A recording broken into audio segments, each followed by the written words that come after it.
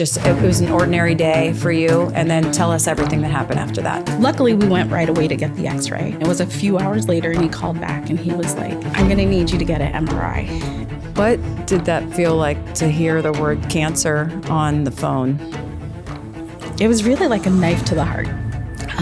Elilai was 8 at the time. It was hard for her to walk. It was hard for her to eat anything. So she was like, am I going to die? And I was like, no. Not today. So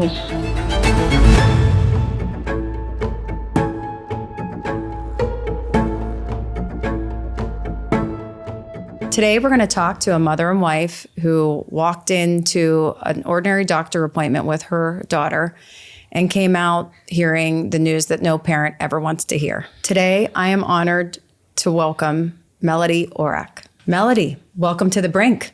thank you for having me. Of course, we love having you.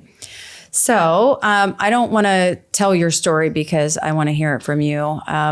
But I know that you were impacted by something, it was an ordinary day for you. And then tell us everything that happened after that. So it was in March of 2022. It was spring break. And Elilai had noticed that her left arm she had like a bump, and it was like a hard bump.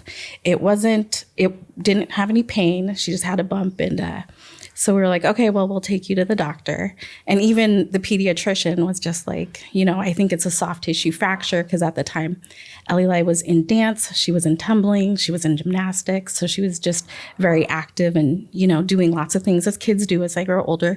The kids were in second grade at the time. So it was March of 2022 and they were in second grade. And we took her to the doctor, and the doctor was just like, take her to get an x-ray. It's probably a soft tissue fracture. And once we get the x-ray back, she'll come back and we'll put a soft tissue cast on it.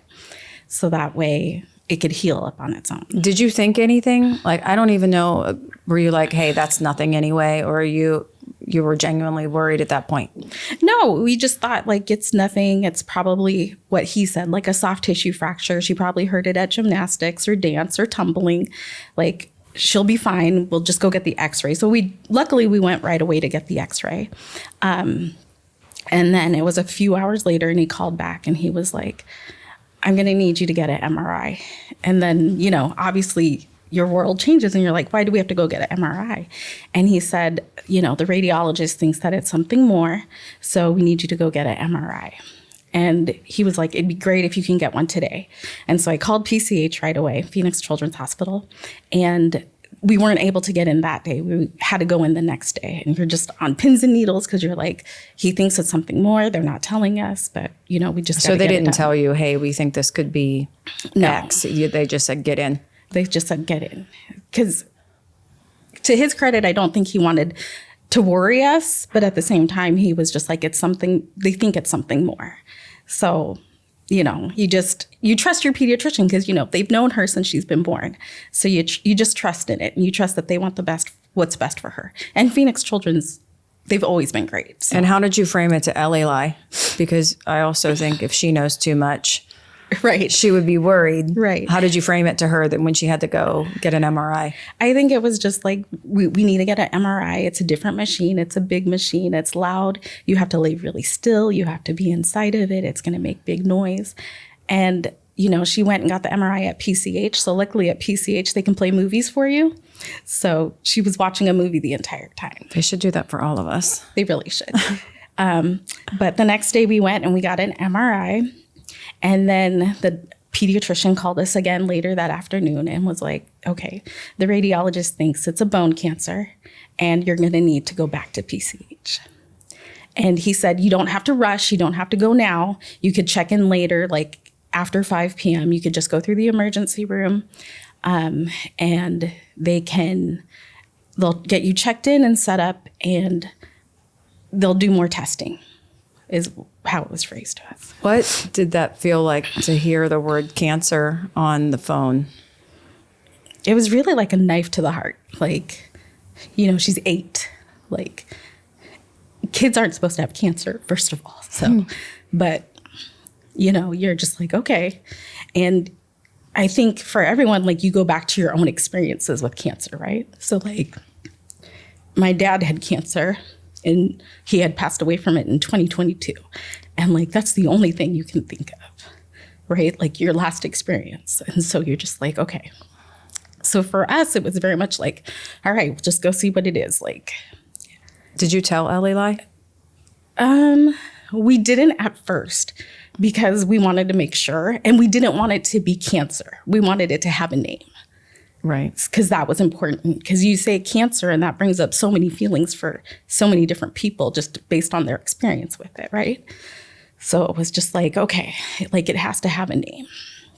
So we went in, it was a Thursday. We went in, she, you know, it was post-COVID, but it was still like COVID restrictions. So only one parent could go in at the time. So I went in, my husband Abel slept in the parking lot until about 3 a.m. when they let us up on the 7th floor. And the 7th floor is the Center for Cancer and Blood Disorder. And that's where all the kids are. And then they let her go to sleep. They were just like, you can just go to sleep. Tomorrow we'll do some testing. So she got to sleep that night. And she'll say that in her story, like, I got to go to sleep. But the next morning she woke up and she couldn't eat anything. And her test wasn't until 3 in the afternoon. And she was just so hungry. Kids got to eat. Yeah, the kids got to eat. But she was a trooper. She went through the day. She, around 3 o'clock, they took us down for her biopsy.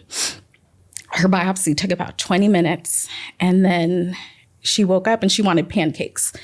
So I rushed to, I believe it was Scramble at the time. And I got some pancakes for her. She had her pancakes. And the doctors came back and they said, well, we can't, it's the weekend. We can't do anything. But they're going to read her tests. They'll get back to you, but you guys are free to go home. At this time, you obviously know everything that's going on. Elilai is just going through tests, but did she see a change in you? Did she see your demeanor change? And was she sensing that? No, because, she could tell that something was happening and that we were worried, but I think she tried to keep it light too. Like she knew like something was happening, but there was obviously like, she didn't have a sense of worry and we didn't want to give her a sense of worry. So it wasn't like, I think for Abel, it was harder because he wears his emotions on his sleeve. So it was really hard for him. Where for me, it was like, okay, like we just got to be tough. We have to get through this. Like we're just going to make it a fun weekend and like do whatever we can. And so that's what we did. And then Monday came around and we had an appointment with her oncologist. They had assigned her an oncologist in the East Valley. And so we had met Dr. Williams out at Phoenix Children's East Valley. And he had told us that she was diagnosed with Ewing sarcoma, which is a bone cancer in your soft tissue. And it was in her left elbow.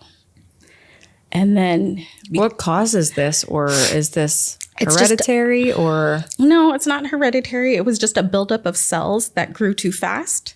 And so when the cells grew too fast, they became deformed, they say, is how they explain it. When Child Life was explaining it to Elilai, because I, at the time, couldn't tell her, like, you have cancer. Like, I just couldn't say that. It was us waiting for the name of it. And because it had a name now, we could tell her. So when Child Life came in and they explained it to her, they had Play-Doh and they made little balls of Play-Doh. And they said, in your elbow, this is what's happening. The cells are just piling up, and it's too much too fast and they don't know what to do. So it turned into Ewing sarcoma. And she was just kind of like, what's Ewing sarcoma? And I couldn't say. And so the Child Life specialist said, it's a type of cancer. And her eyes got big. And then, our experience with cancer was my dad had passed. So she was like, am I going to die? And I was like, no, not today. So Dr. Williams told us like what her treatment plan would be. And it was that she would go through, the initial plan was that she would go through 12 rounds of chemotherapy. Oh my goodness, on an 8-year-old? On an 8-year-old. And, mind you, the treatment is from the treatment that they provide children in 2026 is a treatment plan that they came up with in 1956. So it includes like, arsenic and things that aren't supposed to be in our bodies, but this is what they provide children because this is what has proven to be effective in the past. So she was going to go through 12 rounds of chemotherapy.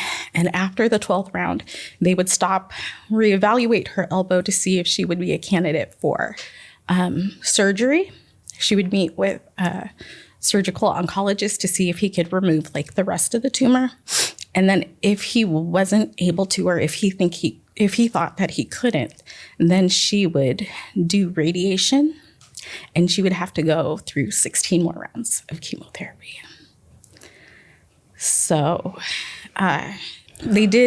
she started chemotherapy and it was done biweekly. And, in between the weeks, she would get a break to like build up her immunity, build up her ANC, to make sure that her body was ready for the next round.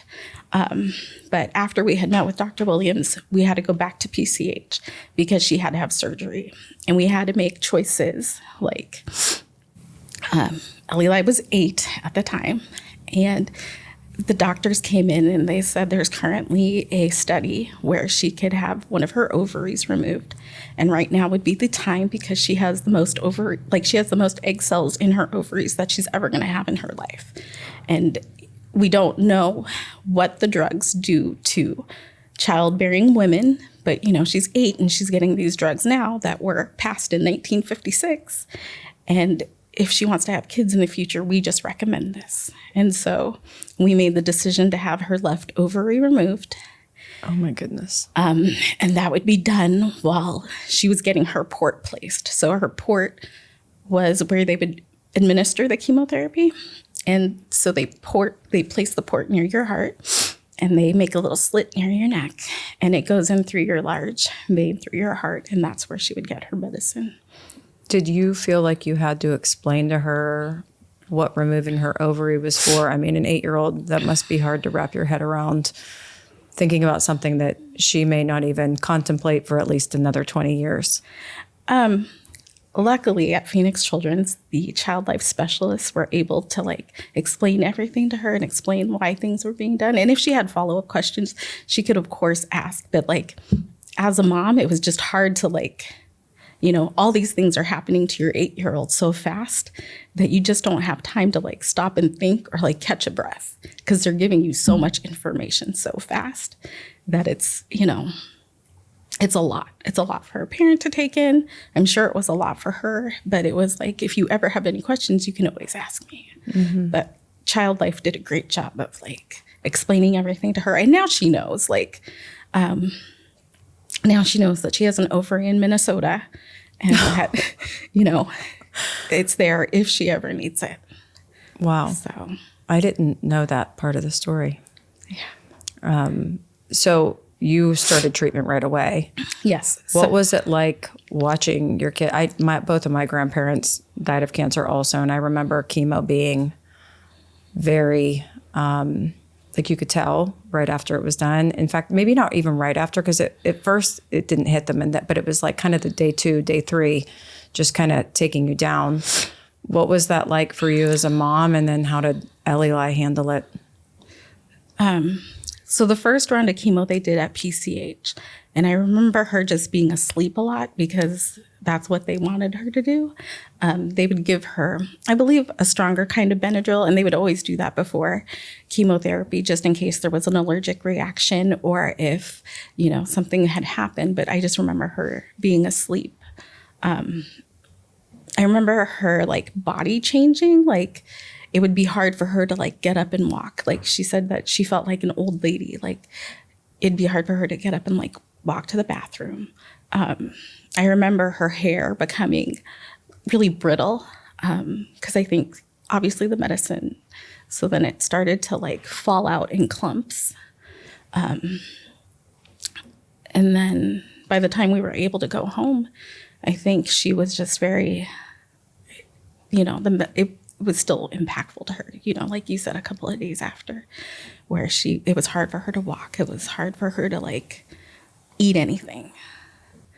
So, And she was in the hospital through the duration of all the treatments, or were you going kind of back and forth? we chose to do outpatient, so we would go back and forth. And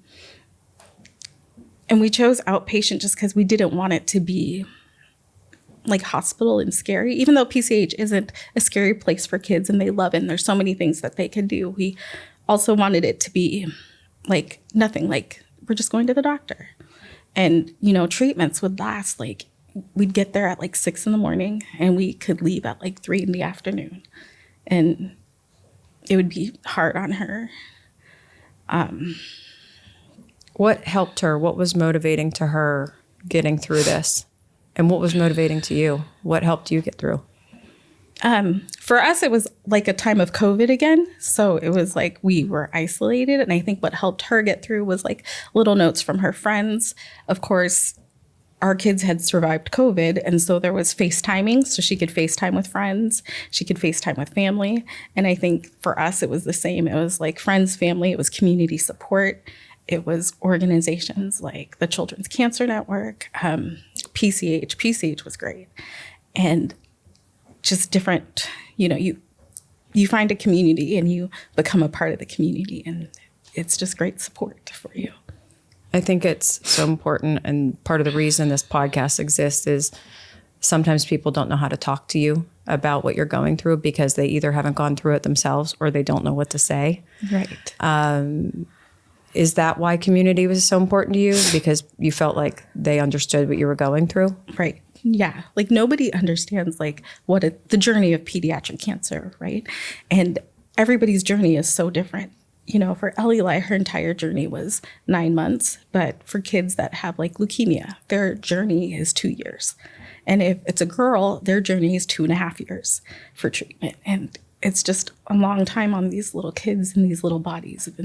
But there's such like, I don't know, like an inherent like siblingship relationship that grows just because of this experience that they had that they don't talk about, but they know they've all done it before. So Elilai currently attends camps.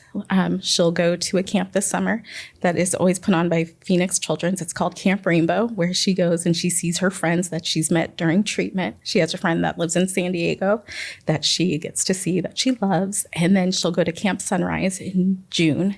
And she'll get to see the same friends again. And they've all had this experience. They share the same experience. Yeah, but they don't talk about it. And they've all had this experience of like what my bones felt like or losing my hair. So it's just... Well, what the losing the hair part. So she did the chemo. And I think we all know that... And that's hard for, especially a girl. I think it's hard for any kid. But for a girl 100%. Especially, how did Elilai handle that? She...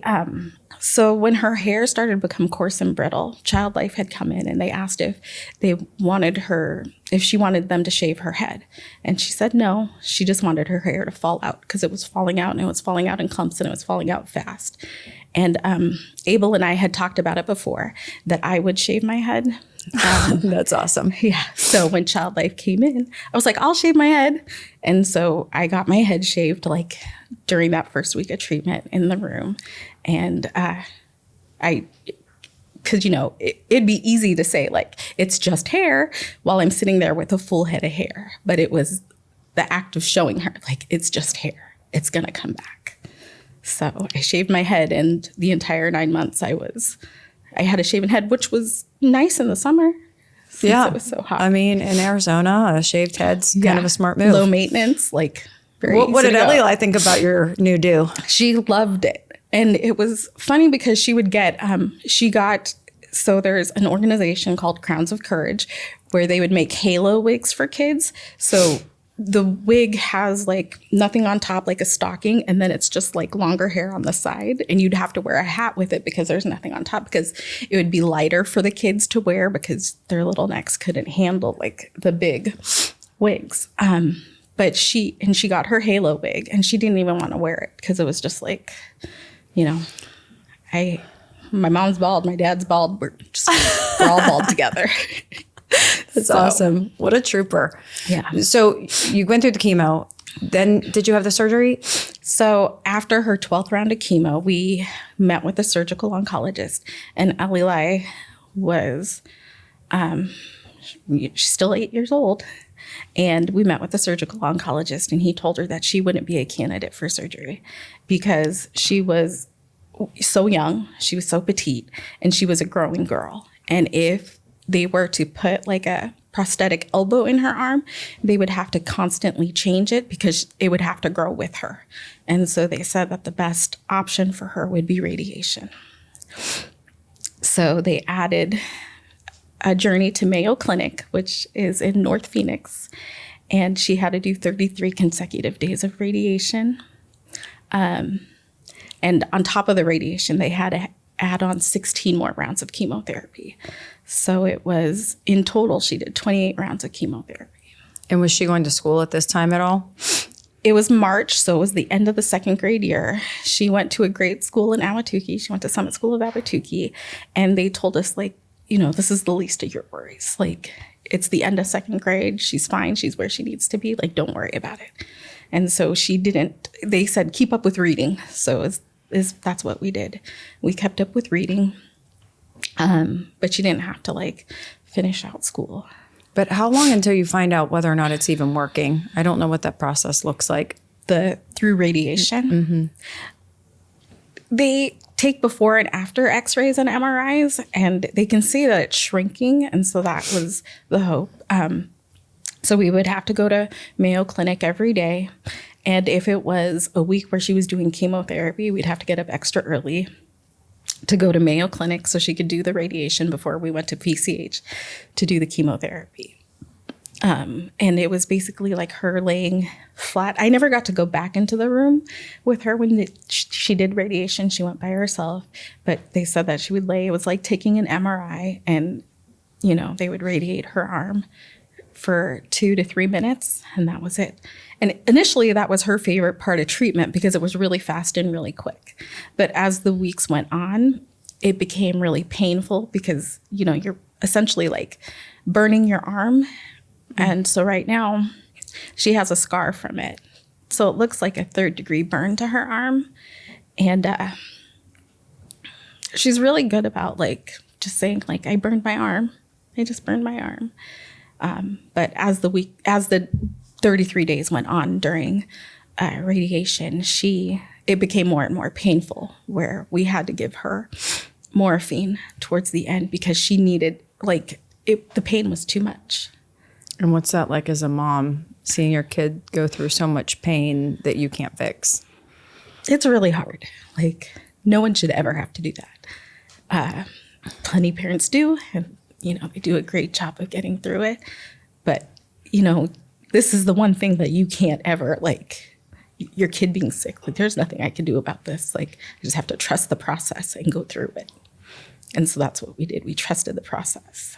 And so at the end of the radiation, did you get some sort of answers as to whether or not it was effective? I mean, they said that, it shrunk the tumor to as much as it could shrink. And then the hope was that the next 16 rounds of chemo would take it out. And so for us, Elilai started her next 16 rounds of chemo. And it got really hard towards the end. It was about October, November, and she was facing her last 2 rounds of chemo. And there would be a week rest in between. And when we would go in, she wasn't making her blood count. So her absolute neutrophil, her ANC, had to be above a 550, I believe it was, and she wasn't making it. And she was getting exhausted. She was just like, can we just do it? I don't care. I just want to do it and get it over with. And, the doctors are like, no, you have to be strong. You have to be strong for your next round of chemo. And I think for Abel and I, that's when it hit hard too, because it's like, we're at the end and we just want to cross the finish line. But she, her body is saying that she can't do it. And so we were like, what are we going to do? We have to do something. So we had booked a stay. At the time, Elilai loved Hello Kitty. So we had booked a stay at Clear Sky Resort in Flagstaff. And we went and stayed at the Hello Kitty Dome just to raise spirits and do something different and out of the norm. And luckily that got her mind off of chemo and everything. And we came back and she made count. And then she was able to complete like her last 2 rounds of chemo. And so November 18th of 2022 was when she finished, was her last day of receiving chemotherapy for Ewing sarcoma. And then how long until you got news of her outcome? It was a couple weeks later. It was 3 weeks later. We had to do another MRI. We had to do another CT. They had to do blood work. And then on December 14th of 2022 was when they told her that she had no evidence of disease, and she got to ring the little bell. The bell ringing. Yeah, I love that. To ring the little bell, and it's cute because they sing songs to you. And it was a great day. And her biggest question was like, when can I go back to school? And school was approaching winter break anyway. And so her oncologist was like, because at the time she still had her port placed. And so she couldn't be around anyone who was sick because the port is through your heart. Like if she were to get a cold, it would be bigger for her because there's this device going to your heart. So the doctor said, you need to wait at least 2 weeks and then you can go back to school. So we waited through winter break. And then after winter break, she got to go back to school. And I was like helicopter mom. Like I was there. I had to make sure she was in 3rd grade. She had just started 3rd grade. So she didn't start 3rd grade until January of 2023. And I was helicopter mom. Like I was there every day, making sure she was sitting off to the side. She couldn't eat lunch in the cafeteria with her friends. She had to eat with the school psychologist just to make sure that she wasn't exposed to like germs and kids and Was it hard to send her back to school? It was so hard. Did you think about not sending her? I did. It's like, I should look into homeschool. But I was like, oh no, I can't be a teacher. Like this could not be a thing. Like I learned in 2020 what a bad teacher I was. Yeah, so same. God bless all of the teachers out there. Absolutely. Yeah. So same. And she probably also needed it too. She did. I think she needed to be with her friends. I think she needed it to be normal again. I mean, I think, currently she's 36 months in remission. But it's That's still amazing. Thank you. Yeah. But it still like lingers in the back, right? Not so prevalent anymore because for those first 2 years, her checkups were every 3 months, where now it's every 6. So it's getting better and better, and it's becoming a bittersweet thing, but it's still just kind of like lurking in the background. And you still have to get those scans, right? Yes. And so does Elilai get any certain kind of feeling? Well, I didn't know this was a thing, but scanxiety is a real thing. Her oncologist recommended that she talk to a counselor the last time because the night before she couldn't sleep. And, now that she knows what it is or what it could do to her life, if it were to come back, anyone would have that anxiety before a doctor's appointment. Yeah. And so for her, it was just, okay, so I think we currently go through this phase of we don't tell her when her doctor's appointments are because we don't want her to worry about it and we don't want her to have anxiety going into a doctor's appointment. So her last doctor's appointment was in November, and we didn't even tell her. I just went and picked her up at school. And she's like, what are you doing here? And I was like, oh, you have a doctor's appointment. And then on the way, I was like, you have a doctor's appointment with Dr. Williams. And I think she screamed for like 30 seconds. And then she was like, okay. And then we went and everything was fine. She'll probably have a doctor's appointment coming up in June. And same thing, like we won't tell her, we'll just show up. So she probably appreciates the method too. I hope so. Hope so. Well, you'll find out later. Right? There is a method to this madness. Right. So you're on the other side now, thankfully, and Elilai is healthy and happy, and she's like a little ray of sunlight. What would you say to a parent that's today just getting this news? What advice would you give to them? There's just so many things. Like you're just bombarded with so many things in the beginning, right? And I think, the facts are your friends. So, obviously listen to the facts and trust the process. It definitely, 12 rounds of chemo biweekly is a journey. And then 16 rounds of chemo biweekly is another journey. But like, you just have to trust the process and know that the doctors are there for you, and there's great organizations that are out there for you. And like, finding community is important because, you know, your cousins don't know what you're going through. Your siblings don't know what you're going through. So community is important. Trusting the process is important. Absolutely. And for you, that sense of community, people coming out, I know you still have that. What has that meant to you? It has meant so much. Like, I think, you know, along the way, I've met some great moms that were going through the process at the time also. And I think we're all coming to this point in time where it's like the cancer journey is becoming less and less of our story. And it's kind of not bittersweet, but a little bittersweet, because it's like it was a big thing in your life for a period of time. But it's like, it's not the story. It's just a chapter in the story. But we're learning how to navigate like coming out of it together, because you know, hopefully 5 years will be coming up sooner rather than later.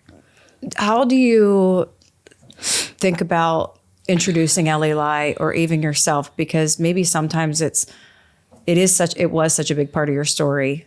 Do you ever think about like if she's going to a new friend's house, or do you ever feel like you have to mention it where you maybe have to tell more than you would normally say? Otherwise, if you had just a happy, healthy child that had never gone through anything? I think so. I think sometimes, because, you know, you don't know. I mean, so she's in middle school, right? And she started a new school. And there was like the sports physical that had to be done. And I think you overshare sometimes. Like, oh, well, you know, this is the reason because she had this, or, you know, her arm looks like this because she had this. So I think there are times where you like overshare, but it's becoming fewer and far between. So I'm hoping it'll eventually disappear and we'll live on. It would just be a nightmare in the past. Right. 100%. Like, this is just Elilai. So obviously when you have something that I would definitely classify as a Brink moment, you had this with Elilai, you know, dealing with childhood cancer, which, as you said, no child should ever go through. How have you as a family decided to live differently, or have you?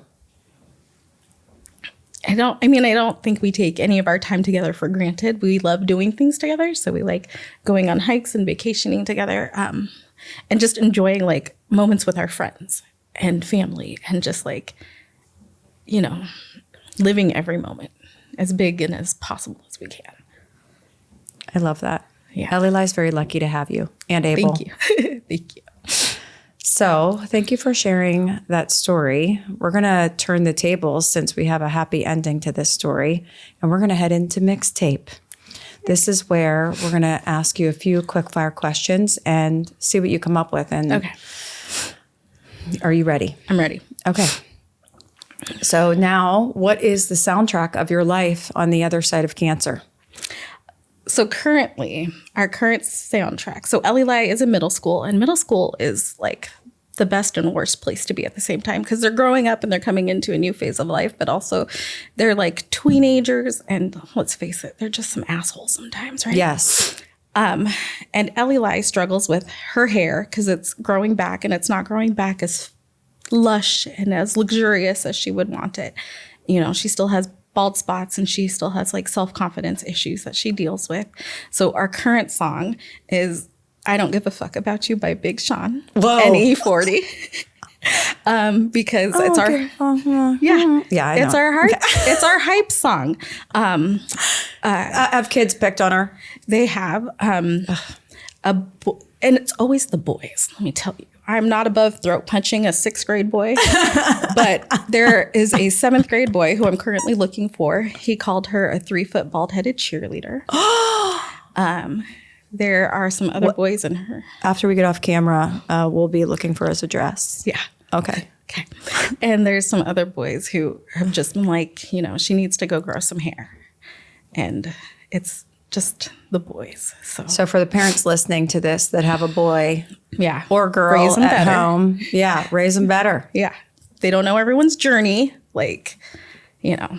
And a teenager does not want to talk about the fact that they had cancer. They want to just talk about skincare and homework and cheerleading. Right. And YouTube or whatever it may be. Yeah, exactly. But yeah. Okay. Well, I like that song myself. So I might be playing that afterwards. Yeah. We might listen to it every day in the car. And I let her cuss because you can't get the full feel without cussing. So I may let her cuss. Don't Mom of the year, you heard it here first. I love that. I let her cuss. And like, you know, it's her hype song to get to school to be like, look, like, this is it. Like, it's my hair. Like, I love that. Yeah. Okay. Switching gears. You're throwing a dinner party. Anybody's invited. You can pick someone that's here currently, not someone familiar to you or not. Who's it going to be? Who's invited? So obviously my family, of course. How big is my dinner table? I don't know that everyone would invite their family, so I wouldn't say of course, but you like your family, so that's good. Yeah. It's good. But I think, so Elilai is a self-proclaimed foodie. Like, you know, she loves all the food. She will try anything. She will do anything. So I think we would want to invite like Anthony Bourdain just because of all his travels. He's on my list. Is he? I have it written down. He's amazing. He is on my list. Yeah. Just, you know, like let's have a meal and a conversation, friend. Like, he is an interesting dude. He is. And all the places he's been. Okay, so maybe we can join forces and bring him back. Yes. I would love that. That would be amazing. That would be the best dinner party. I'm telling you. Okay, so Elilai, picture, she's older. She is talking to some friends in her 30s, and she's talking about life, what it was like growing up with you. What do you hope she says about our childhood? I hope she says that I was fun. I know she's going to say that I'm strict. Like, let's just float that out there. Like, that's coming down. Like, my mom was strict, but I hope she remembers like the fun times. And I hope she remembers like, not necessarily like the journey of cancer, but that it was a part of the story and what we went through to get her past it and get through it. And then we're now on this other side. I love that. I didn't know you were strict. I am. Wow. She would say. Yeah. Okay, well, this is going to be on the internet forever, so we'll report back, I guess. I know. Okay, so go back to 25-year-old Melody. What advice would you give her? Like, oh man, like just keep on keeping on, because who knew this would be the journey? But it's been a wonderful journey nonetheless. So, well, to celebrate your fabulous story, we have one more thing we're going to do. We like to end each podcast with a little toast. And if I cannot think of another better occasion to toast to than Elilai in Remission. So let's do it. Yeah. I love that you end with the toast. I wouldn't have it any other way. Cheers. Cheers. Cheers to Elilai. Thank you. Life at the edge of a choice. That moment you tip or you think. Big laughs in the middle of chaos. Cheers to Soft you. heart in the heat of And it at the all. brink. Thank you. Tiny steps when the mountain feels endless. I'm right here when you're feeling small.